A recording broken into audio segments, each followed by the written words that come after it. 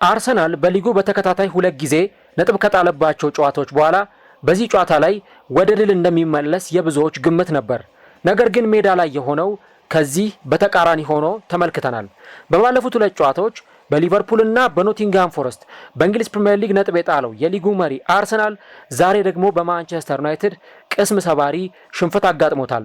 የአርሰናል ተጫዋቾች ያለመረጋጋትና ያለመናበብ መድፈኞቹን በጨዋታ ላይ ዋጋ ያስከፈላቸውም ጉዳይ ነበር። አርሰናሎች ከ782 ቀናት በኋላም 3 ግብ ሲቆጠርባቸው ዛሬ ለመጀመሪያ ጊዜ ነው።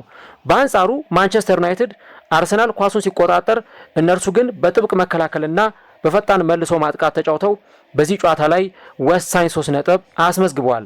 የክለቡ ጊዜያዊ አሰልጣኝ ማይክል ካሪክ ከዚህ ቀደምም ጊዜያዊ አሰልጣኝ በነበረበት ጊዜ አርቴታን ያሸነፈ ሲሆን ዛሬ ምሽትም ያንን ድል ደግሞታል። ባሳለፍነው ሳምንት የከተማ ተቀናቃኙ ማንቸስተር ሲቲን ያሸነፈው ካሪክ ዛሬ ደግሞ ሌላኛውን ትልቁን ክለብ አርሰናልን አሸንፎ ወጥቷል።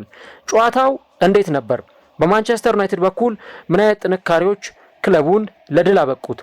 አርሰናልስ ለሽንፈት የዳረጉትና ዋጋ ያስከፈሉ ስህተቶቹ ምንድን ናቸው? የአርሰናል የዋንጫ ጉዞስ አጣብቂኝ ውስጥ ገብቷል ማለት ይቻላል? ማንቸስተር ዩናይትድስ በቶፕ 4 ውስጥ እስከ ውድድር ዓመቱ መጨረሻ ድረስ በዚህ ብቃት ይቀጥል ይሆን? እነዚህንና ሌሎች ጉዳዮችን እስከ ቪዲዮ መጨረሻ ድረስ ከኛ ጋር አብራችሁ ከቆያችሁ የምንነግራችሁ ይሆናል። ሰላም ጤና ይስጥልን። የተወደዳችሁና የተከበራችሁ ውድ የቻናላችን ተከታታዮች እንዴት ናችሁልን? እግዚአብሔር ይመስገን እኔ በጣም ደህና ነኝ። የምትገኙት አራዳ ሜዳ ኦፊሻል ዩቲዩብ ገጻችን ላይ ነው። ለቻናሉ አዲስ ከሆናችሁ የዩቲዩብ ገጹን ሰብስክራይብ በማድረግና የሮል ምልክቷን በመጫን የቻናላችን ቤተሰቦች እንድትሆኑ የአክብሮት ግብዣችን ነው።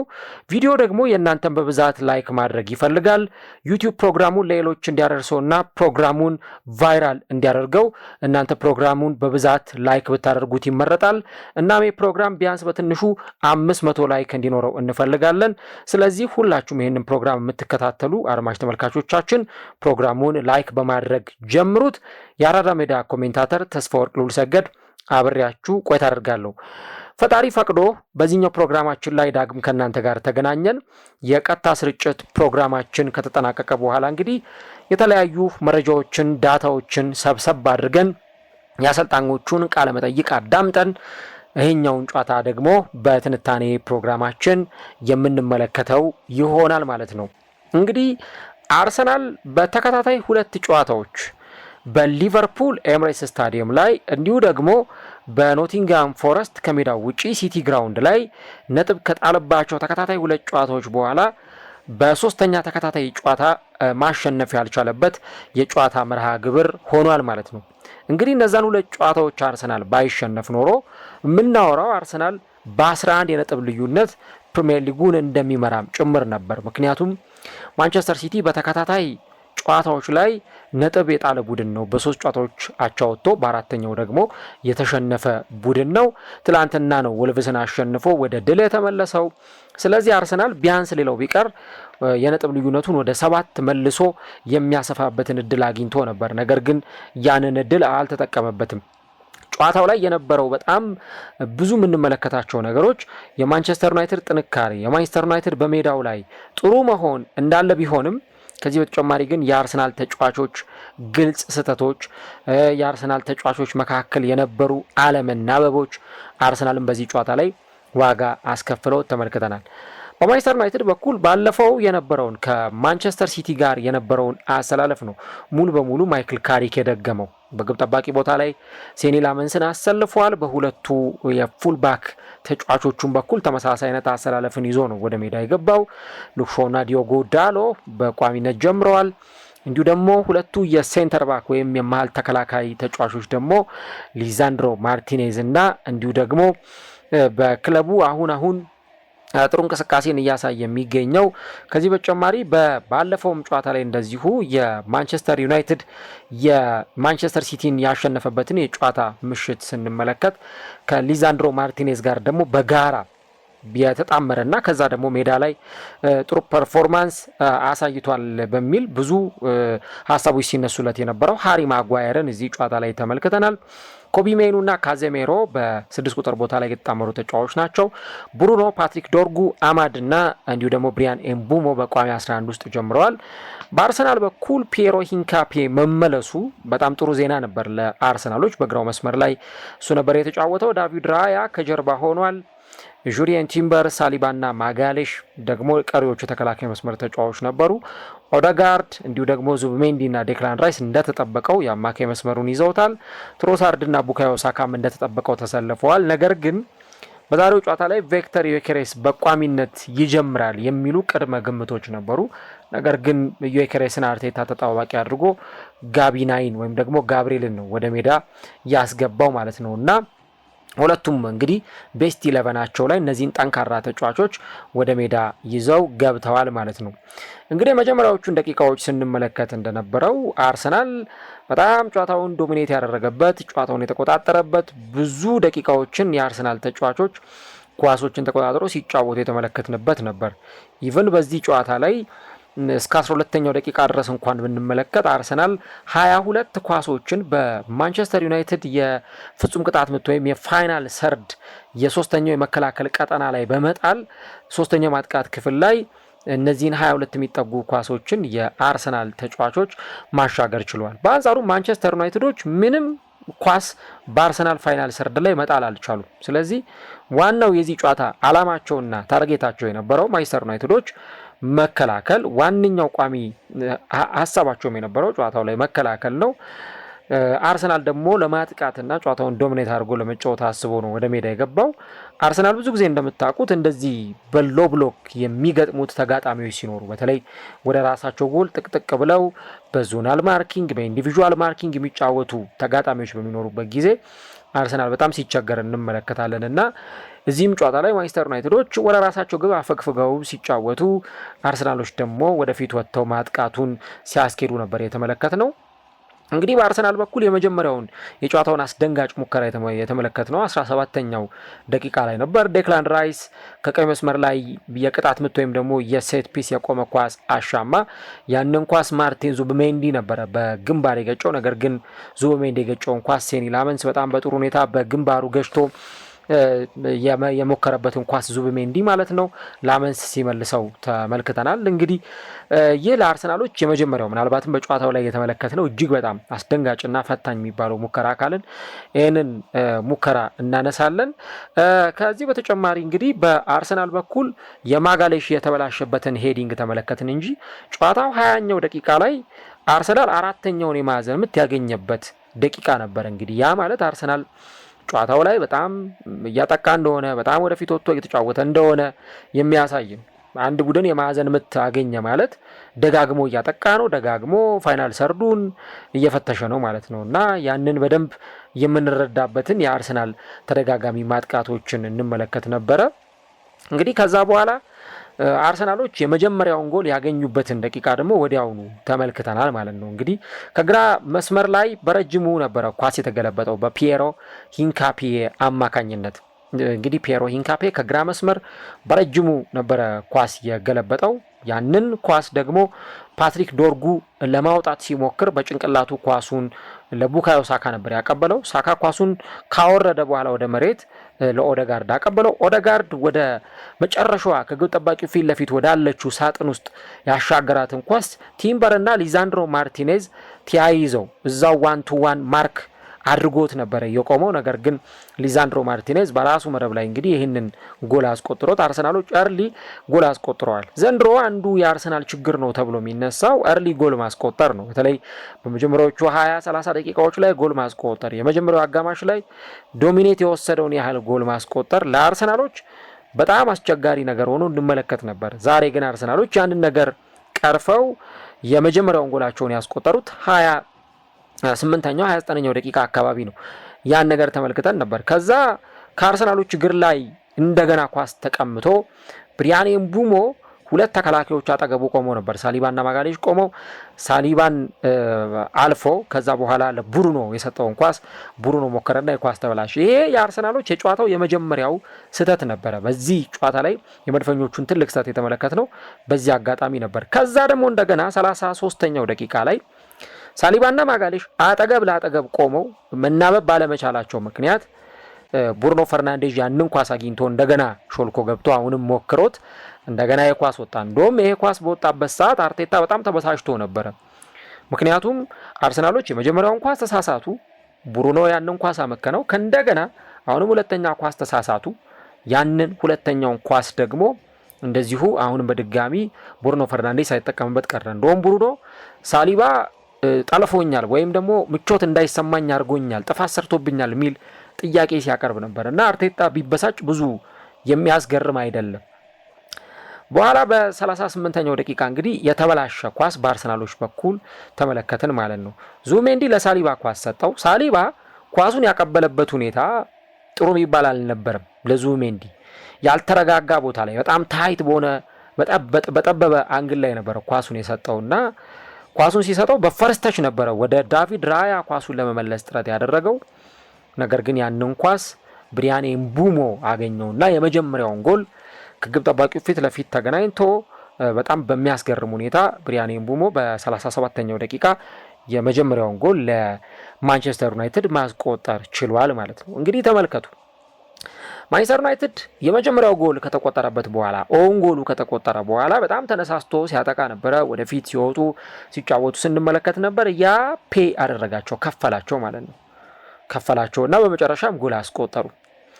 እንግዲህ በዚህ ጨዋታ ላይ አንድ ጊዜ ተሳስተ ያንን ስተት እነሱ ካለፉ ካልተጠቀሙበት፣ ሁለተኛ ጊዜ እንደገና ተሳስተ አሁንም ያንን ስተት እነሱ ካልተጠቀሙበት፣ ከዚህ በኋላ ስተት መሳሳቱ ለምንድን ነው በአርሰናል በኩል ሊፈቀድ የሚችለው?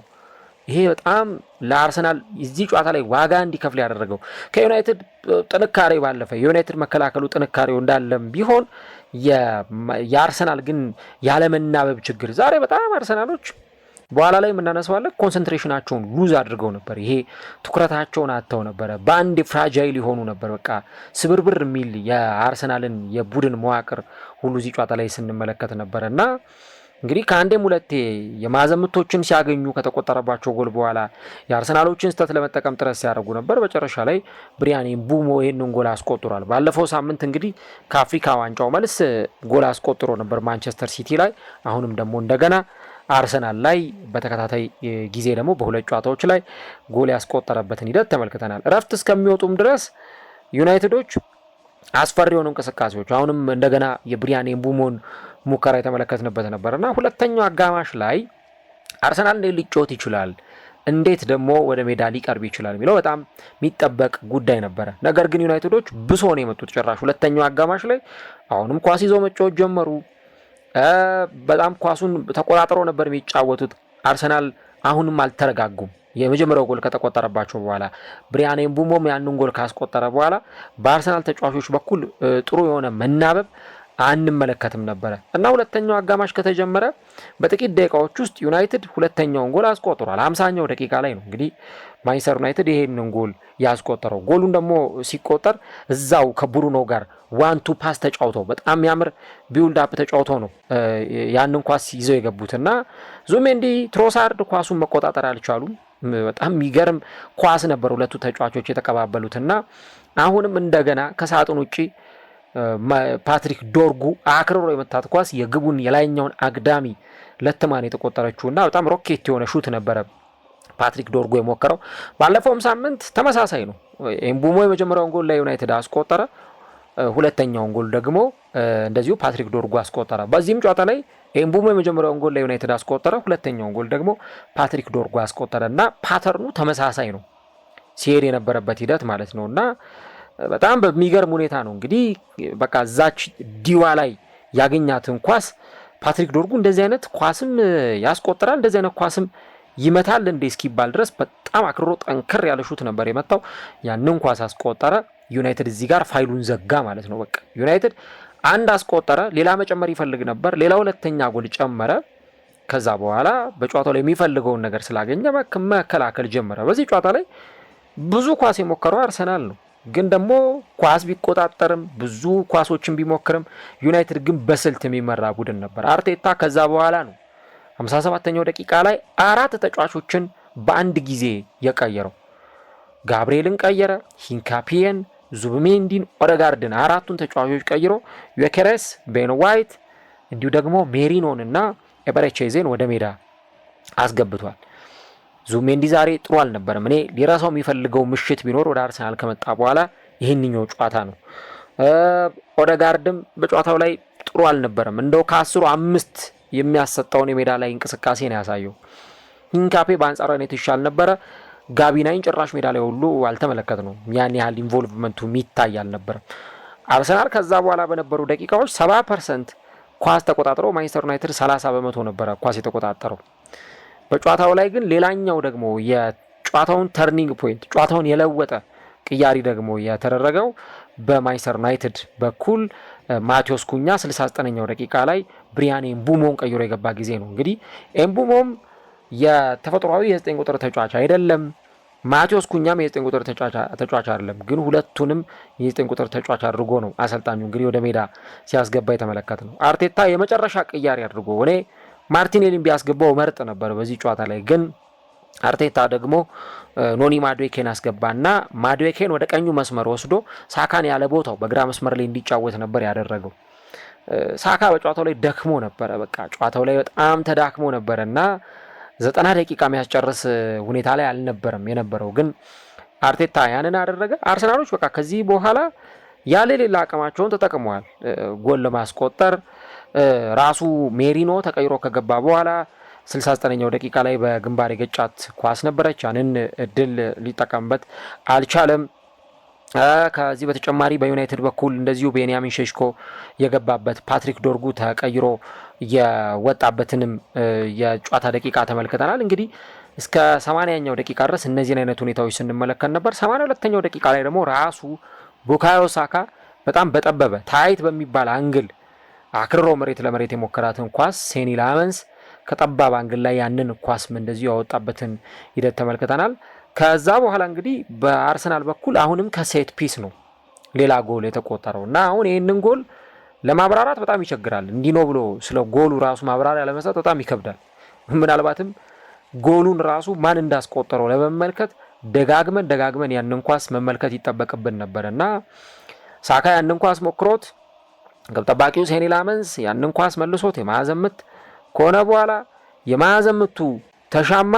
ያንን የማዕዘን ምት ኳስ በቃ በጣም በተነካካ ሁኔታ ነው ኳሱ ራሱ የተቆጠረውና አርሰናል በቃ ጎል ለማስቆጠር የተቻለውን ያህል ይሞክራል። ካልሆነ ግን ሴት ፒስ ነው ለአርሰናል የተሻለ አማራጭ ሊሆን የሚችለውና አሁንም አርሰናል በዚህ ጎል ላይ በባለፈውም ከኢንተር ሚላን ጋር በተደረገው ጨዋታ ላይ እንደዚሁ ጎል የተቆጠረው ከቆመ ኳስ ነበረ። ራሱ ጋብሪኤል ያስቆጠረው ኳስና ሜሪኖ እንደምታውቁት ነው አርሰናል እሱም በፈለገው ሰዓት ላይ ጎል ያስቆጥራል። ስላቪያ ፕራሃ ላይ ጎሎችን አስቆጥሯል። ቼልሲ ላይ ጎል አስቆጥሯል።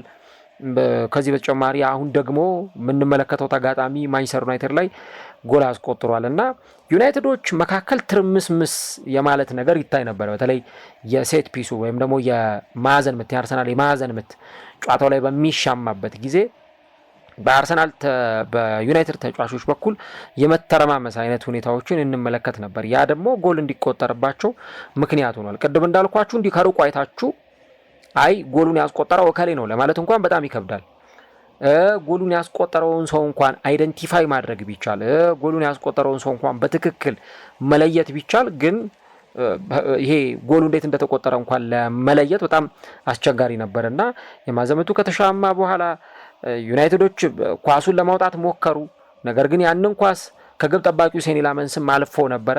የአርሰናል ያው የዘንድሮ ዓመት ትልቁ ጥንካሬ የቆመ ኳስ ነውና ኳሱን ለማጓየርም ሊዛንድሮ ማርቲኔዝም ማውጣት አልቻሉም።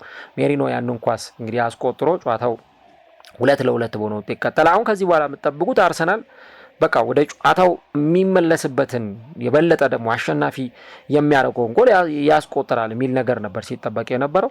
ነገር ግን አሁንም አርሰናሎች ከራሳቸው እግር ላይ የተቀማው ኳስ እንደገና ወደ ፋይናል ሰርድ ይዘውት ገቡ። ማቴዎስ ኩኛ በጣም አክርሮ የመታው ኳስ ነው። በዛ ሰዓት ላይ እንግዲህ ማቴዎስ ኩኛ ሶስተኛውን ጎል አስቆጥሮ ጨዋታውን ማንቸስተር ዩናይትድ አሸንፎ ወጥቷል ማለት ነው። እና ዩናይትድ ፕላኑ ግልጽ ነበር። በቃ አጥብቆ ይከላከላል፣ ጎል ሲቆጠርበት ግን ለማጥቃት ይወጣል። በዛ አጋጣሚ ደግሞ የሚፈልገውን ጎል ያገኛል። በቃ ማንቸስተር ዩናይትድ ይሄ ነበር የጨዋታ ጌም ፕላኑ የነበረው። የአርሰናልን ስህተቶች በደንብ ኤክስፕሎይት አድርገው ይጠቀሙባቸው ነበር። እኔ ቅድም እንዳልኩት የአርሰናል ተጫዋቾች በጣም ፍርክስክሳቸው ወጥቶ ነበር በዚህ ጨዋታ ላይ እና እንደውም ከዛ በላይ ሁሉ ጎል አለመቆጠሩም አንድ በጣም ጥሩ ነገር ነው እንጂ ከዚህም የባሰ ምክንያቱም ብሩኖ ያመከናቸው ኳሶች፣ የብሪያን ኤምቡሞ ኳስ፣ ሌሎቹንም ኳሶች ብንመለከት ዩናይትዶች እድለኛ አልነበሩም እንጂ ከዛም በላይ ጎሎችን ማስቆጠር የሚችሉባቸው ድሎች ነበሩ። አርሰናል ለዋንጫ እንደሚጫወት ቡድን አይደለም እዚህ ጨዋታ ላይ ፐርፎርም ያደረገው። የተሳሳታቸው ስህተቶች የተጫዋቾቹ ሜዳ ላይ አርሰናልን ዋጋ የሚያስከፍሉ በጣም ግልጽ የሜዳ ላይ ኢረሮችን ስንመለከት ነበርና ብሩኖ ኮቢ ማይኑ ኳሱን ተቀባበሉት።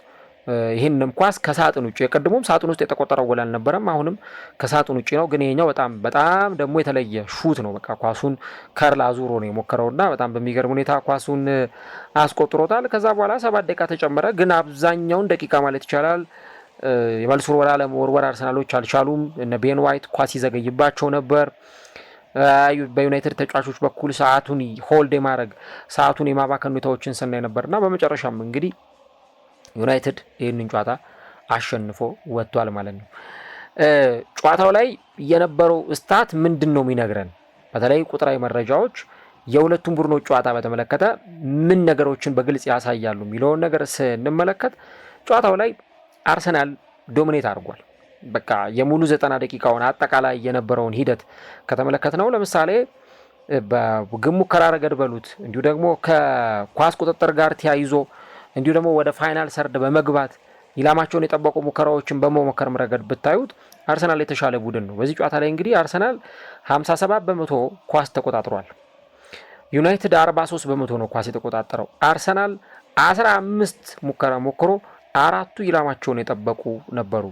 ዩናይትድ 10 ሞክሮ 3ቱ ኢላማውን የጠበቀ ነበር። አርሰናል 1.20 ኤክስፔክትድ ጎል ነበረው። ዩናይትድ 0.73 ኤክስፔክትድ ጎል ያስመዘገበ የነበረው። ስለዚህ እዚህ ጨዋታ ላይ አርሰናል በደንብ ጨዋታውን ይሄ ዶሚኔት እንዳደረገው እንረዳለን። ግን ብዙ ጊዜ ብዙዎቹም ጋር የሚኖረው ሚስ አንደርስታንዲንግ ምንድን ነው? ጨዋታን መቆጣጠር ማለት ወይም ደግሞ ጨዋታን በደንብ ኮንትሮል ኳስን መቆጣጠር ማለት ጨዋታን መቆጣጠር ማለት አይደለም። ማንቸስተር ዩናይትድ የዋንጫ ቲም ነበር የሚመስለው ከአርሰናልም በበለጠ 3 ነጥቡ ለሁለቱም ቡድኖች ያስፈልጋል። ግን ደግሞ አርሰናል ታይትል ሬስ ላይ ያለ ቡድን እና ግን በአርሰናል ተጫዋቾች በኩል እናያቸው የነበሩ ኢረሮች የምንመለከታቸው የነበሩ ስህተቶች በፍጹም የሚጠበቁ አልነበሩም። ዩናይትድ በባለፈውም ሳምንት በተመሳሳይ ለሲቲ ኳሱን ለቀቀለት፣ ሲቲ ያጠቃል፣ ዩናይትድ ይከላከላል፣ በመልሶ ማጥቃት ነው ጎሎቹን ያስቆጠረው። አሁንም ያንኑ ፓተርን ነው እዚህ ጨዋታ ላይ የደገመው ማለት ነው። አሁን እዚህ ጨዋታ ላይ ለአርሰናል መሸነፍ እንደ አንድ ትልቅ ምክንያት ተደርገው ከሚጠቀሱ ነገሮች መካከል እንግዲህ የአርሰናል ተጫዋቾች ፍራጃይል ሆነው ነበር ወይ፣ በጣም ኢሞሽናሊ ፍራስትሬሽን ውስጥ ገብተው ነበር ወይ፣ ይሄ በራስ መተማመናቸውን ኮንፊደንሳቸውን አጥተው ነበር ወይ የሚለውን ነገር መመልከት ያስፈልጋል። ምክንያቱም እንግዲህ በዚህ ጨዋታ ላይ ሜሪኖ አርሰናሎችን አቻ ካረጋቸው በኋላ አርሰናል አሁንም ወደ ጨዋታው እንደሚመለስ በአርሰናል ደጋፊዎች በኩል እምነት ነበረ። ግን አርሰናሎች ያንን ነገር የማድረግ አቅም ማግኘት አልቻሉም። በዚህ ጨዋታ ላይ እንግዲህ በአርሰናል በኩል የተመለከትናቸው ስህተቶች ለማንቸስተር ዩናይትድ የጎል ማስቆጠሮች እንደ ትልቅ ምክንያት ተደርገው የሚታዩና የሚቆጠሩ ናቸው።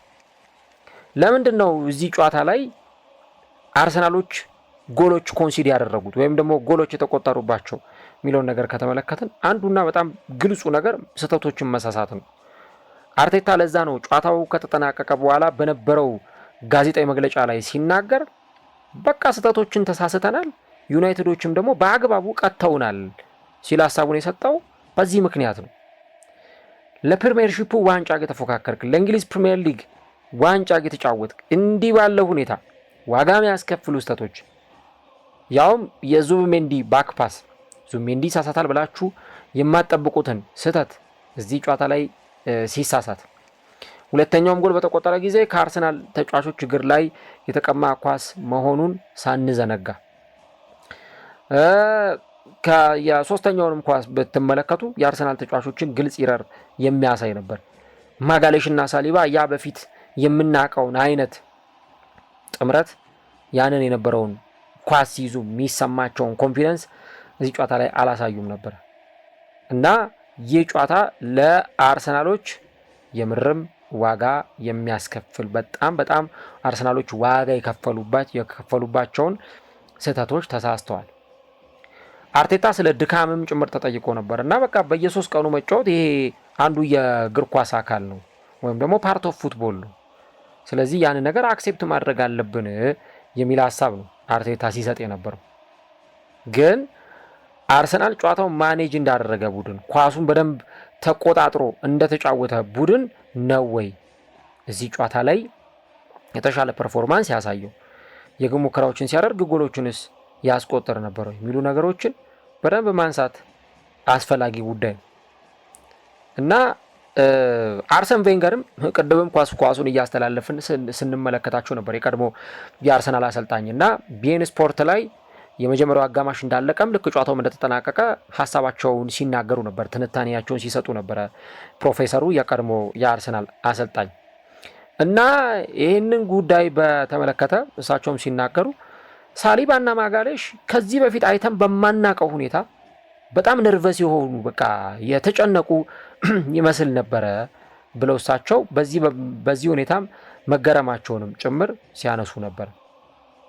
አሁን እንግዲህ ሁኔታው የሚመጣው እዚህ ጋር ነው። ሙሉ አመቱን በእንዲህ አይነት ፐርፎርማንስ ላቀጥል ትችላለ። በእርግጥ የምንረዳቸው ነገሮች አሉ። ለምሳሌ ዩናይትድ አሁን ይህንን ጨዋታ ያከናወነው 25ኛ ጨዋታው ነው።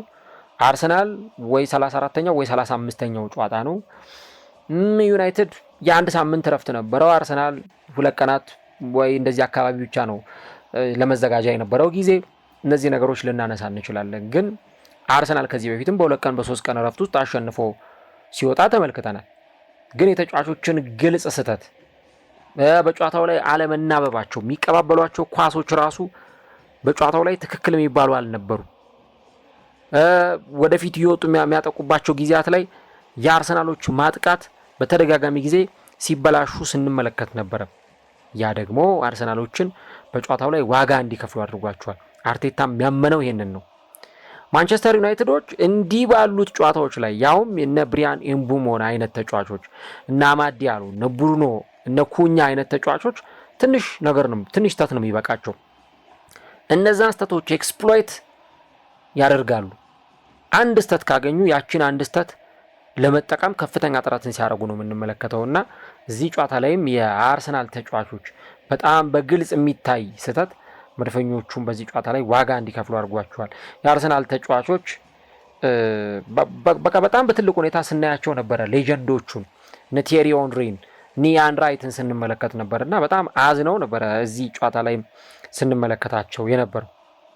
ስለዚህ አርሰናል ለመጀመሪያ ጊዜ ኤምሬትስ ስታዲየም ላይ ዘንድሮ ሲሸነፍ የራሱ ስህተት ዋጋ እንዳስከፍለውም ጭምር እንመለከታለን እና ሰንደርላንድና እንዲሁ ደግሞ አርሰናል ብቻ ነበሩ በሜዳቸው ያልተሸነፉት።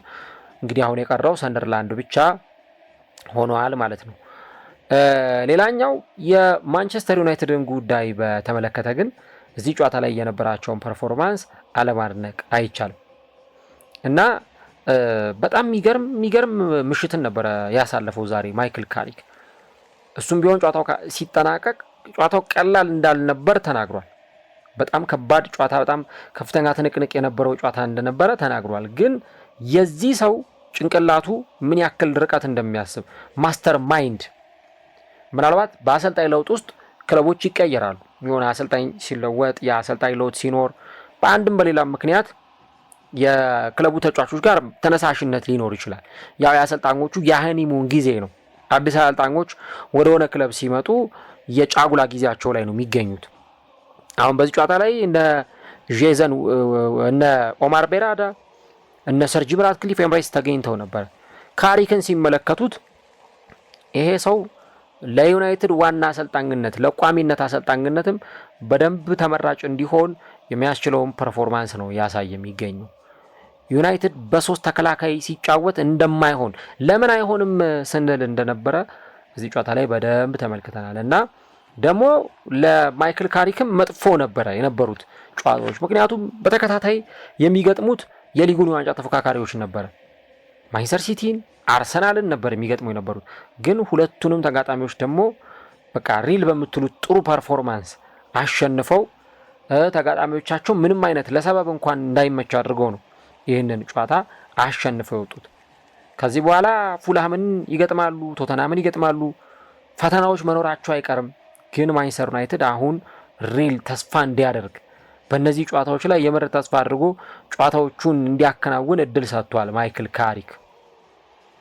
እና ሜዳ ላይ የነበራቸው የመከላከል ዲሲፕሊን በእርግጥ አይተናል። ለምሳሌ ኮቢ ሜይኑ በታይት አንግሎች ላይ ኳስ ለማግኘት በጣም ሲቸገር እንደነበር፣ በጠባብ አንግሎች ላይ ኳስ ለማግኘት ሲቸገር እንደነበረ ተመልክተናል። ግን ማንቸስተር ዩናይትድ ደግሞ መከላከሉ በጣም ጥብቅ በመሆኑ ምክንያት የአርሰናል ተጫዋቾች አልፈው የሚሄዱም አልነበሩም። እንደዚህ አይነት ቡድኖች በነገራችሁ ላይ አለርት ናቸው፣ ዝግጁ ናቸው። በእንደዚህ አይነት የቡድን መዋቅር ለምሳሌ እንደ አርሰናል አይነት ቡድኖች እያጠቁ እየተጫወቱ ከዛ በኋላ ግን ጥቂት ክፍተቶች ካገኙ እነዛን ክፍተቶች ይጠቀሙባቸዋል። የእንደዚህ አይነት ቡድኖች ኳሊቲ አንዱም ይሄ ነው። ለምሳሌ በ2017 አርሰናል ከማንቸስተር ዩናይትድ ያደረጉትን ጨዋታ እናስታውሳለን። እና እዛ ጨዋታ ላይ እንደምታስታውሱት አርሰናል 33 ሙከራ እየሞከረበት ከ33ቱ ሙከራዎች 14ቱን ዴቪድ ዴያ ያወጣበት የአርሰናል ደጋፊዎች ቆሽታቸው ያረረበት ምሽት ነበረ። ነገር ግን በቃ የሚችሉትን ያህል ደብድበው ጎል ማስቆጠር ከበዳቸው። አንድ ጎል ነው በላካዚት አማካኝነት ያስቆጠሩት። ወላ ኦዚል ብትሉ፣ ዣካ፣ ሳንቼዝ በቃ ሁሉም የአርሰናል ተጫዋች ሲረባረብ ነበር እዛ ጨዋታ ላይ ላካዜት ጎል ለማስቆጠር። ጆዜ ሞሪኖ ግን መከላከልን መርጠው ያንን ነገር አድርገዋል። አንድን ጨዋታ ደግሞ የምታሸንፈው እያጠቃ ብቻ ላይሆን ይችላል፣ ሲያስፈልግም እየተከላከልክም እንደዚህ እንደ ማንቸስተር ዩናይትድ እየተከላከልክ ከዛ በመልሶ ማጥቃት በምታገኛቸው ድሎች በምታገኛቸው ቻንሶች ዋይ ናት ጎል ማታስቆጠርበት ምክንያት የለም። እና የማንቸስተር ዩናይትድ ማጫወት ለአርሰናል የተመቻ አልነበረም። ስህተቶችን ደግሞ እንደሚጠቀሙ ስለሚታወቅ ያንን እነዛን ስህተቶች በደንብ ኤክስፕሎይት አድርገዋል። ዲፌንሲቭ መዋቅራቸው የመከላከል መዋቅራቸው በጣም ዲሲፕሊንድ ነበሩ እና ካሪክ ምንም የተለየ ሴክሬት ወይም ደግሞ ሚስጥር የሆነ ነገር አላሳየንም ሜዳ ላይ። ይሄ ከእግር ኳስ ተመልካቹ የተደበቀ ነገር አላሳየንም። ከሲቲ ጋር የነበረውን አሰላለፍ ነው የደገመው። ጌም ፕላኑም ተመሳሳይ ነበረ፣ 4-2-3-1። ያንን ነገር ደግሞ በደንብ ሜዳ ላይ ተግብሮታል እና ሩበን አሞሪም በመጨረሻዎቹ ጨዋታዎች በተሰናበተባቸው ጨዋታዎች ላይ ለማሸነፍ በጣም ስትራግል ሲያደርግ ስንመለከት ነበረ። ይሄ ጨዋታ ደግሞ የበለጠ በድራማዎች የታጀበ ሲሆን ማይክል ካሪክ በጣም የሚደነቅ ነው። የአርሰናል የዋንጫን ግስጋሴ ለማስቆም የተመለከትነው ቡድን መሆኑን እናነሳለን። ከዛ ደግሞ ብሪያን ኤምቡሞ የትልልቅ ጨዋታዎች ተጫዋች ነው። በቃ ትልልቅ ጌሞች ላይ ብሪያን ኤምቡሞ ይመጣልሃል ጎል ለማስቆጠር። ለምሳሌ በዚህ የውድድር ዓመት ቶተንሃም ስፐርስ ላይ ጎል አስቆጥሯል። ማንቸስተር ደርቢ ላይ ጎል አስቆጥሯል። በባለፈው ሳምንት እንግዲህ ጎል ያስቆጠረበት ሁኔታ ስትመለከቱት ለተጫዋቹ በጣም አድናቆት እንዲቸረው ያደረገ ነበር። ከአፍሪካ ዋንጫ ነው የመጣው፣ ግን በፍጹም ከአፍሪካ ዋንጫ የመጣ አይመስልም። ቶተንሃም ስፐርስ ላይ 2-2 ሲለያዩ እንደዚሁ ጎል አስቆጥሯል። አንፊልድ ሮድ ላይ እንደዚሁ ሊቨርፑልን ያሸነፉበት ጨዋታ ላይም ብሪያን ኤምቡሞ ጎል አስቆጥሯል። እና ይህ ካሜሮናዊ ተጫዋች ወደ ክረምት የዝውውር መስኮት ላይ ማንቸስተር ዩናይትድን ከተቀላቀሉ አዳዲስ ፈራሚዎች መካከል የብሪያን ኤምቡሞ ዝውውር ለኔ አንደኛው ነው። በቃ የዩናይትድ የክረምቱ ምርጡ ፈራሚ ይህ ካሜሮናዊ ነው፣ ምንም የሚያጠራጥር አይደለም። እና አስቡት አርሰናል ላይ፣ ማንቸስተር ሲቲ ላይ፣ ሊቨርፑል ላይ፣ ቶተንሃም ላይ ይሄን ነገሮች አድርጓል። እና በ2022-23 የውድድር ዘመን ማርከስ ራሽፈርድ ይሄን ነገር ካደረገው በኋላ የመጀመሪያው ሰው ሆኗል ማለት ነው። የቫን ፐርሲንም ከ2012-13 የውድድር ዘመን አንዱ የሚነሳው ነገርም ጭምር ነው።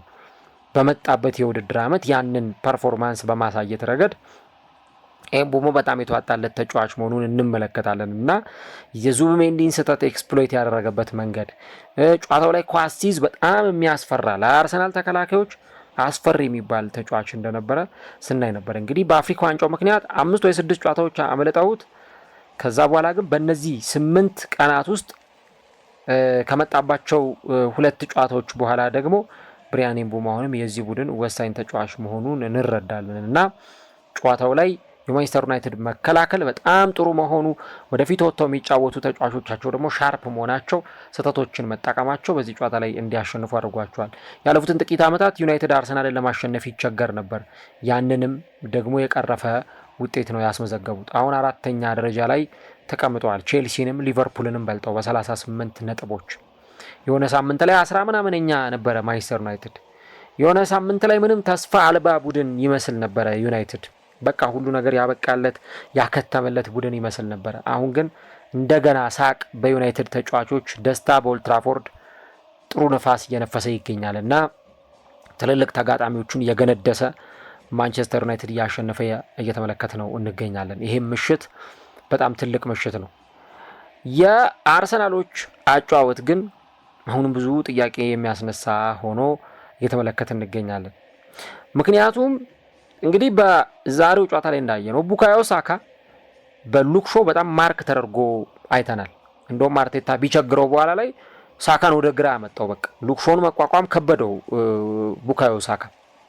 እኔ እንደውም ከሱ ይልቅ ሳካን ቀይሮ አስወጥቶ ማርቲኔሊን ቢያስገባው በጣም የተሻለ ሊሆን እንደሚችል አስባለሁ። ግን የማዕዘን ምቶችንም የቅጣት ምት ኳሶችንም በማሻማት ረገድ ሳካ የሆነ ጠቀሜታ ለአርሰናል ሊሰጥ ይችላል እና ሳካም ቢሆን ለኦደጋርድ ያቀበለውን ኳስ ኦደጋርድ በጣም በጥሩ ሁኔታ ያንን ኳስ ስላቀበለ ተመለከትን እንጂ ሳካ በጨዋታው ላይ ተጽዕኖ ፈጣሪነቱን ለማሳየት በጣም ብዙ ስትራግል ሲያደርግ በጣም ብዙ ሲታገል ስንመለከትም ጭምር ነበር እና አሁን የነጥብ ልዩነቱ 4 ሆኗል።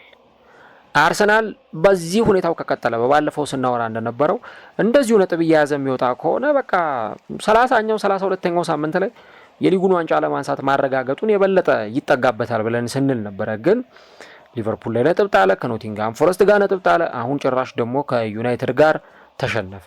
ለዋንጫ የሚጫወት ቡድን 3 ተከታታይ ጨዋታ ላይ ሳያሸንፍ የሚወጣ ከሆነ ነገሮቹ በጣም አስቸጋሪ ነው የሚሆኑት ማለት ነው እና ለአርሰናል ደጋፊዎች በጣም ቅስም ሰባሪ የሚሆነው አንድም እሱ ነው። 2ኛ ጎል አስቆጠርን አቻሆንን ብለው ከተደሰቱ ከጥቂት ደቂቃዎች በኋላ ደስታቸው እንኳን ብዙም ሳይዘልቅ ነው ያንን ኳስ ደግሞ እንደገና ማቴዎስ ኩኛ ያስቆጠረባቸው። ምናልባት ቀጣይ ሳምንት እንግዲህ ሌሎች ደግሞ ጨዋታቸውን ያከናውናሉ። አሁን አርሰናል በሳምንቱ አጋማሽ ከካይራት አልማቲ ጋር የቻምፒየንስ ሊግ ጨዋታውን ያከናውናል። እኔ በግሌ ለአርሰናል ፋይዳ የሌለው ጨዋታ ነው ብዬ ነው የማስበው። ከካይራት አልማቲ ጋር የሚደረገው ጨዋታ ምንም የተለየ ነገር የምናይበት ጨዋታ ይሆናል ብዬ አላስብም እና አርሰናል በዛ ጨዋታ ላይ ሙሉ ለሙሉ 11ዱንም ተጫዋቾች በማሳረፍ ለቀጣዩ ጨዋታ በደንብ ራሱን ማዘጋጀት ይጠበቅበታል። ቀጣይ የሚጫወተው ከሊድስ ዩናይትድ ጋር ነው። ሊድስ ዩናይትድን ከገጠመ በኋላ ከቼልሲ ጋር ይጫወታል። ከዛ የካራቦ ካፕ ጨዋታውን ከጨረሰ በኋላ በፕሪሚየር ሊጉ ከሰንደርላንድ ጋር ይጫወታል። አስቡት፣ ይህም በጣም ሌላ ከባድ ጨዋታ ነው። ከዛ ብሬንትፎርድን ይገጥምና እንዲሁ ደግሞ በኤፍኤ ካፕ ዊጋንን ገጥሞ በፕሪሚየር ሊግ ቶተንሃም፣ ቼልሲ፣ ብራይተን፣ ኤቨርተን እስከ 30ኛው ሳምንት አርሰናል እነዚህን ተጋጣሚዎች ነው የሚገጥመው። በመሃል ወልቭስን ገጥሞ ትንሽ ተንፈስ ሲልና ከዛ በኋላ ደግሞ እንደገና ቦርንመዝ፣ ማንቸስተር ሲቲ፣ ኒውካስል፣ ፉልሃምን አርሰናል ደግሞ ይገጥማል። አሁን 15 ጨዋታዎች ናቸው የሚቀሩት። የዋንጫው ትንቅንቅ አሁን እንደገና ተመልሶ መጥቷል። ማንቸስተር ሲቲ በነጥብ በሚጥልባቸው ጨዋታዎች አርሰናል እነዛን እድሎች አይጠቀምም። አርሰናል ደግሞ አሁን ነጥብ ሲጥል እንዴት ዩናይትድ ይሄንን ነገር ሊጠቀምበት ይችላል የሚለውን ነገር እንግዲህ ቀጣዮቹ ጨዋታዎች ላይ አብረን የምንመለከተው ጉዳይ ነው የሚሆነው። ግን አርሰናል አሁንም አርቴታ እኔ በዚህ ጨዋታ ላይ የሚችለውን አድርጓል። አርቴታ በቃ የሚችለውን ነገር አድርጓል። የሚችለውን የተጫዋች ቅያሬ አድርጓል። እርሊ ለውጦችን አድርጓል። ዳይሬክት ፉትቦል በቃ ቀጥተኛ የማጥቃት እግር ኳስ አርሰናል ሲጫወት ነበረ። ግን የተጫዋቾቹ ስህተት እና ዩናይትድ ተጫዋቾች መከላከል አርሰናልን ዋጋ አስከፍሎታል እዚህ ጨዋታ ላይ እና ለሶስተኛ ጊዜ አርሰናል ተሸንፏል። በሊቨርፑልና በአስቶን ቪላ ነበር አርሰናል የተሸነፈው። ሁለቱንም አዌይ ነው ደግሞ በቪላ ፓርክና አንፊልድ ሮድ ላይ የተሸነፈው። አሁን ለሶስተኛ ጊዜ በማንቸስተር ዩናይትድ አርሰናል ተሸንፏል ማለት ነው። ጨዋታው ካበቃ በኋላ የማንቸስተር ዩናይትዱ አሰልጣኝ ማይክል ካሪክ ጨዋታው በጣም ከባድ ነበር ሲል ተናግሯል። በጣም ከባድ ከፍተኛ ፍልሚያ የገጠመን ጨዋታ ነበረ ብሎ ተናግሯል። እንግዲህ ምን ያክል የአርሰናሉ ጨዋታ ለማንቸስተር ዩናይትዶችም ቀላል የሚባል እንዳልነበር የገጠማቸው ፈተና በጨዋታው ላይ ምናልባትም ደግሞ የጠበቁት እንደነበር ነው ማይክል ካሪክ ይህንን ሀሳብ የሰጠው ማለት ነው። ከዚህ በተጨማሪ ግን በተጫዋቾቹ በጣም ደስተኛ እንደሆነ ባሳለፍነው ሳምንት ያንን ነገር ካደረጉ በኋላ አሁንም ደግሞ እንደገና ያንን ውጤት አስመዝግበው በመውጣታቸው በጣም ደስተኛ እንደሆነ ገልጾ ተጫዋቾቼ የቻሉትን ነገር በሙሉ ሰጥተዋል፣ የቻሉትን ነገር በሙሉ አድርገዋል እና በእያንዳንዱ ጊዜ ላይ ደግሞ ራሳችንን እያሻሻልን ራሳችንን ወደፊት እያስጓዝን መቀጠል እንፈልጋለን የሚል ሀሳብ በዚህ አሰልጣኝ በኩል ተሰጥቷል ማለት ነው እና ጨዋታው ላይ ምን ያክል በጣም ጠንካራ የሆነ ፈተና እንደገጠመው ይህ አሰልጣኝ ተናግሯል። ሃሪ ማጓየር ደግሞ የጨዋታው ኮከብ ተብሎ መመረጡን ሳንዘነጋ እና የዚህ አሰልጣኝ አስተያየትም ይሄንን ነገር በደንብ የሚገልጽም ጭምር ነው እና የጨዋታው ፍሰት የጨዋታው ፍሎ እንዴት እንደሚሄድ ተረድተነዋል ብዬ አስባለሁ። ያንን የሜዳ ላይ ዱኤሎችን የማሸነፍ ብዙ ነገሮችን ስናደርግ በራስ መተማመናችንን ከፍ እንዲል ያደረጉ የጨዋታው ሞመንቶችም ተፈጥረው ነበሩና በጨዋታው ውስጥ መከላከል የሚኖሩብን ጊዜያቶች አሉ። እነሱ በሳጥናቸው ውስጥ መጥተው የተሻሉ ነገሮችን እንዳይፈጥሩ ማድረግ ይጠበቅብናል። እነዛ ጊዜያቶች ፈታኞች ነበሩ። ከዛ ውጭ ግን ከሜዳችን ውጭ ስንጫወት ደግሞ የፈጠርነው መነቃቃት ተጫዋቾች የቻሉትን ነገር ማድረጋቸው እዚህ ጨዋታ ላይ እንድናሸንፍ ምክንያት ሆኗል የሚል ሀሳብ ካሪክ ሰጥቷል እና ተከታታይ ሁለት ጨዋታዎች ላይ ያሸነፈበት የጨዋታ ምሽት ነው። አርቴታ ጨዋታው ከተጠናቀቀ በኋላ በጣም በተበሳጨ ስሜት ግልጽ ነው በጣም ተናደናል፣ ተበሳጭተናል ብሏል። ቬሪ ዲስአፖይንትድ ኦብቪየስሊ ብሎ ነው የተናገረው። ነገር ግን ይሄ በቃ በእግር ኳስ የሚያጋጥም ነገር ነው። ሽንፈት አንዱ የእግር ኳስ አካልም ነው እና ደግሞ ለሽንፈቱ እኔ ኃላፊነቱን ሙሉ በሙሉ እወስዳለሁ እና የሚገባው ቡድን ነው በቃ ያሸነፈው፣ እንኳን ደስ አላችሁ ማለት ፈልጋለሁ ዩናይትዶችን የሚል ሀሳብ ሰጥቷል።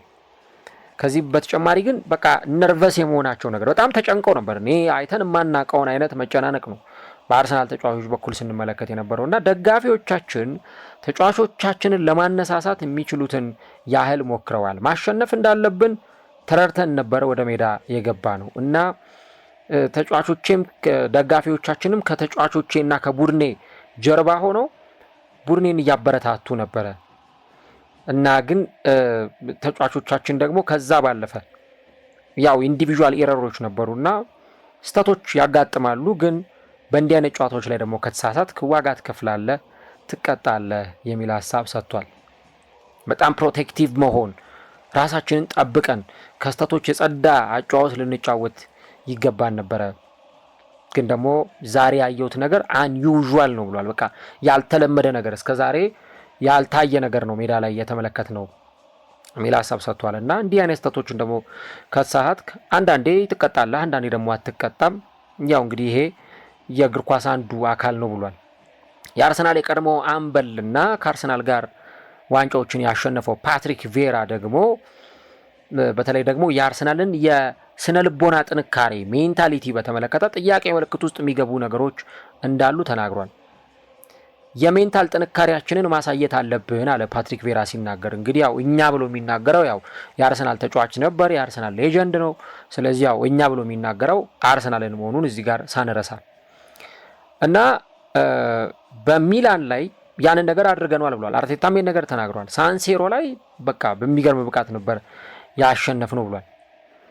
ነገር ግን እንዲህ አይነት ደግሞ በጣም ደካማ የሆነ ፑር የሆነ ደግሞ ሜንታሊቲ ደግሞ ዋጋ የሚያስከፍልም ጭምር ነው እና ከዛ ወደ ስህተት የሚዳርግም ነው። እነሱ ደግሞ በትልቅ ሁኔታ እኛን ቀጥተውናል እና በጨዋታው ላይ ልዩነት የነበረው ይኸው ጉዳይ ነው የሚል ሀሳብ ፓትሪክ ቬራ ሰጥቷል። ከዚህ በተጨማሪ እንግዲህ አንዳንድ የተቃውሞ ድምጾች ነበሩ።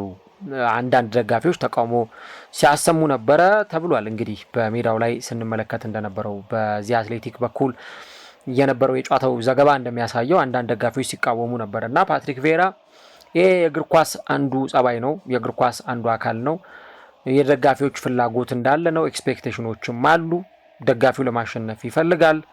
ነገር ግን ደግሞ አሁን ተጫዋቾችም ሁሉም ክለብ ውስጥ ያለ ተጫዋች ድጋሚ ሪያክት ሲያደርግ መመልከትና ማየት እንፈልጋለን የሚል ሀሳብ ሰጥቷል እና እንግዲህ ጨዋታው በማንቸስተር ዩናይትድ አሸናፊነት ተጠናቋል። ዩናይትድ የሚፈልገውን 3 ነጥብ አግኝቶ 4ኛ ደረጃ ላይ ሲቀመጥ፣ አርሰናል ግን በዚህ ጨዋታ ላይ 3 ነጥብ ያጣበት ምሽት ሆኗል። አርሰናል በአመት ውስጥ ብዙ ጨዋታዎችን የሚሸነፍ ቡድን ላይሆን ይችላል፣ ግን ሽንፈቶቹ ደግሞ በጣም ቅስም የሚሰብሩ ናቸው። ለምሳሌ በዚህ ጨዋታ ላይ አርሰናል በማንቸስተር ዩናይትድ ሲሸነፍ ሁለተኛውን ጎል ካስቆጠረና አቻ ከሆነ በኋላ በ87ኛው ደቂቃ ላይ ነው ጎል የተቆጠረበት። ከአስቶን ቪላ ጋር በተደረገው ጨዋታ አርሰናል በቪላ ፓርክ 2-1 በሆነ ውጤት ሲሸነፍ አቻ ለመጨረስ በተቃረበበት ሰዓት 95ኛው ደቂቃ ላይ ነው በቡንዲያ አማካኝነት አርሰናል ጎል የተቆጠረበት። ከሊቨርፑልም ጋር አንፊልድ ሮድ ላይ በተደረገው ጨዋታ አርሰናል ጎል የገባበት 83ኛው ደቂቃ ላይ ነው በዶሚኒክ ሶቦዝ ላይ የቅጣት ምት ጎል አማካኝነት። ስለዚህ ሽንፈቶቹ ትንሽ መረር የሚሉት በዚህ ምክንያት ነው እንጂ አርሰናል ወደ ድል ሊመለስ ይችላል፣ መመለሱም አይቀርም። ግን ደግሞ መርፈድ የለበትም። አሁን ፖሲብል የሆነውን ፊክስቸር ስትመለከቱት አርሰናልም ማንቸስተር ሲቲም እኩል ከባባድ ጨዋታዎች አሉባቸው። እንደውም የማንቸስተር ሲቲ በጣም ከአርሰናልም የበለጠ ከባባድ ነው።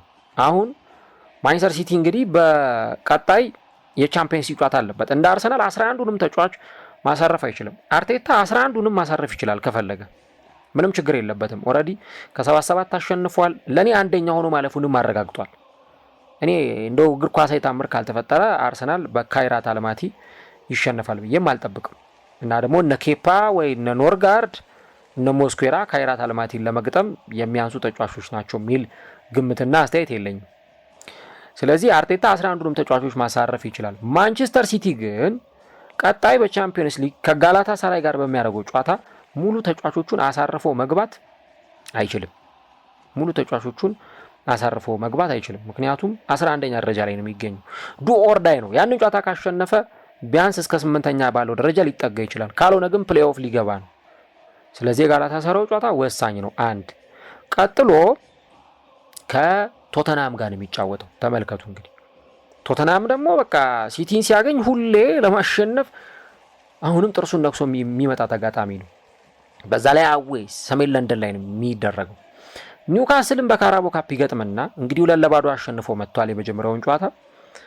ከዛ ቀጥሎ ከሊቨርፑል ጋር ነው የሚጫወተው። አስቡት፣ በጣም ከባድ ጨዋታ ነው ከሊቨርፑል ጋር የሚደረገው ጨዋታ። ሊቨርፑል ጥሩ ነው አይደለም ራሱን የቻለ ጥያቄ ነው፣ ግን ሊቨርፑል ትልቅ ቡድን ነው። ከሊቨርፑል ጋር ይጫወታል። አስቡ፣ 2 ተከታታይ ጨዋታዎች ከባባድ ከቶተንሃም ከሊቨርፑል ጋር ነው ሲቲ የሚጫወተው።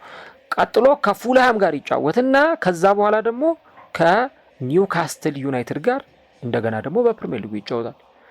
ስለዚህ አስቡት፣ በጣም ከባባድ ጨዋታዎችን ነው የሚያደርገው። ኤፕሪል ወር ሚያዝያ ወር ደግሞ ለማንቸስተር ሲቲ ቼልሲንና አርሰናልን የሚገጥምበት ይሆናል። በግንቦት ወር 4ቱም ጨዋታዎች የሲቲ ከባድ ናቸው። ኤቨርተን፣ ብሬንትፈርድ፣ በርንማውዝ፣ አስተን ቪላ ነው። ቦርንመዝም እንደምታዩት ነው። ኤቨርተንም ብሬንትፎርድም ይህንን ቡድን ነጥብ ሊያስጥሉት ይችላሉ። ይህንን ስል ለአርሰናልም የሚሰራ ነው። እነዚህ ተጋጣሚዎች አርሰናልንም ነጥብ ሊያስጥሉ ይችላሉ እና ከዚህ በኋላ ቀላል የሚባል ጨዋታ የለም። ሲቲ የአርሰናልን ውጤት ይጠብቃል። አርሰናል ግን አሁንም በእጁ ነው እና እነ ሪዮ ፈርዲናንድ እንደሚናገሩት አርሰናል ራሱ ላይ እንቅፋት እየፈጠረ ያለው ራሱ አርሰናል ነው። ከሊቨርፑል ጋር ነጥብ ሲጥል፣ ከኖቲንጋም ጋር ነጥብ ሲጥል፣ አሁን ደግሞ በማንቸስተር ዩናይትድ ሲሸነፍ ራሱ ላይ እንቅፋት እየሆነ ያለው አርሰናል ነው እንጂ አሁን እነዚህን ጨዋታዎች ቢያንስ ሁለቱን ሊቨርፑልና ኖቲንጋምን እንኳን ቢያሸንፍ የነጥብ ልዩነቱ አሁን በዚህ ጨዋታ ላይ እንኳን ተሸንፎ 8 ነጥብ ነበር የሚሆነው። ግን ደግሞ አለመታደል ሆነና አርሰናል እንዲህ አይነት ዋጋ አስከፋይ ሽንፈት ገጥሞታል ማለት ነው እና አሁንም በእጁ ነው። የአርሰናል ተጫዋቾች እንዲህ አይነት ነርቨስ መሆኖችን የስተት መሳሳቶችም ስተት ያጋጥማል። ያው ሰውነንና ማይሳሳት የለም። ያው ከሰው ስተት ከብረት ዝገት አይጠፋም እንደሚባለው። ከዛ ውጪ የቡድኑን ሜንታሊቲ ግን አስጠብቆ መሄድ በጣም ትልቁ መሰረታዊ ነገር ነው። አሁን ከዚህ በኋላ መፍረክረክ አይፈቀድም፣ በፍጹም አይፈቀድም። ምክንያቱም አሁን የቀረው 3 ወር ነው ፕሪሚየር ሊጉ ሊጠናቀቅ፣ 3 ወር ከተኩል አካባቢ ነው የቀረው ሊጉ ሊያልቅ፣ 4 ወር በሉት። በእነዚህ ጊዜያት 15 ጨዋታዎች ይደረጋሉ ከቻምፒየንስ ሊግ ከኤፍኤ ካፕ እና ከካራቦ ካፕ ጨዋታዎች ጋር። የአርሰናል ደጋፊዎች ኤፍኤ ካፕ ቢቀር ላይከፋቸው ይችላል፣ ወይ ደግሞ በጣም አምረሮ ላይበሳጩ ይችላሉ። ካራቦ ካፕም ቢቀር ሀዘኑ እንደው እንደ ፕሪሚየር ሊጉ የመረራ አይሆንም። አርሰናል ግን ፕሪሚየር ሊግ ቢያጣ በጣም ከባድ ነው። ከመጀመሪያው እንግዲህ ሳምንት 4-5 ሳምንት ሊቨርፑል ነበረ ተከታታይ ያሸነፈ ሊጉን ሲመራ የነበረው። ከዛ በኋላ እንግዲህ በዛ ወጥነት ሲቀጥል የነበረ ቡድን የሊጉ መሪ የነበረ ቡድን መጨረሻ ላይ ቢንሸራተት ራሱ ዋጋ የሚያስከፍል ነው። አሁን ቪላም ከአርሰናል ጋር ያለው ነጥብ ልዩነት 4 ነው። ማንቸስተር ሲቲም ከአርሰናል ጋር ያለው ነጥብ ልዩነት 4 ነው። አርሰናል በ50 ነጥቦች የሊጉ አናት ላይ ተቀምጦ እየመራ ነው። ቀጣይ ሊድስ ዩናይትድ አለ። ከዛ በፊት ከይራት አልማቲ ሁለት ወረቀት ላይ ስተዋቸው ብዙ የማይከብዱ ቡድኖች። ሊድስ ዩናይትድ ያው ከሰሞኑ መሻሻሉ ለውጥ እያሳየ የመጣ ቡድን መሆኑ ለአርሰናል ጨዋታውን ቀላል ነው ብለን በምናስበው ልክ ቀላል ላያደርገው እንደሚችል ነገሩን ከዚህ ግንዛቤ ውስጥና ግምት ውስጥ ማስገባትና መክተት ይጠበቅብናል። ግን ሊድስ ዩናይትድ ከአርሰናል የሚያደርጉት ጨዋታ እጅግ በጣም በጉጉት የሚጠበቅ ይሆናል ማለት ነው። ጨዋታውን እንዴት ተመለከታችሁ? ጨዋታውን እንዴት አያችሁት? ኮሜንት ላይ የገባችሁ ሀሳቦቻችሁን ጻፉልን። ቪዲዮን ከወደዳችሁት ላይክ ማድረግ፣ ቻናሉንም ሰብስክራይብ ማድረጋችሁን አትርሱ። ዩናይትዶች ግን እጅግ በጣም የተደሰቱበት ምሽት አሳልፈው ወሳኝ 3 ነጥብ ይዘው ወጥተዋል። ዩናይትድ ደግሞ በዚሁ በቶፕ 4 ፐርፎርማንሱ ይቀጥላሉ የሚለውን ቀጣዮቹ ጨዋታዎች ላይ አብረን የምንመለከተው ጉዳይ ይሆናል።